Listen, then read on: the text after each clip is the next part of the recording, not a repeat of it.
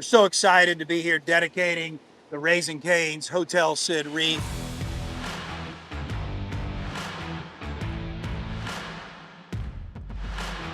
So we're here in Grand Isle. We're heading to Hotel Sid for our next reef deployment here with our partnership through CCA Louisiana and Louisiana Wildlife and Fisheries. Our special donations coming from Mr. Todd Graves, and we very much thank his generosity for us being able to come out and restore this habitat in this area.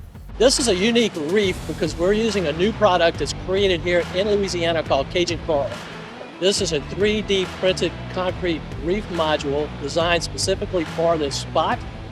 We've pre-surveyed the spot, determined the best locations based on elevations and current flows, and we're going to put 4 clusters of these reef modules, a total of 500 of them out there, to give a lot of opportunity to the anglers in Grand Isle.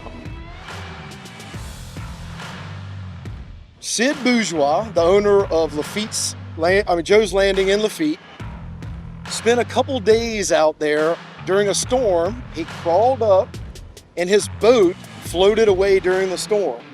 And this was well before cell phones and everything else. And so all the surrounding ports took the name and called it Hotel Sid. Hotel Sid's actually an old platform that people have been fishing for years now. A couple of years ago, that platform was removed. So we've now, through this partnership with the donations of Mr. Graves, we're able to go back in and restore this habitat that was removed. Being from Louisiana and being a fisherman and a conservationist, it's a really exciting day for me, and I'm very proud to support CCA in building this reef. You know, it's restoring a whole marine ecosystem. Countless species will live because of this rig. So we envision as a company where we're able to come in and actually provide a place where future generations will continuously be able to come out and fish. You know, right now, a lot of the platforms around Grand Isle are being removed.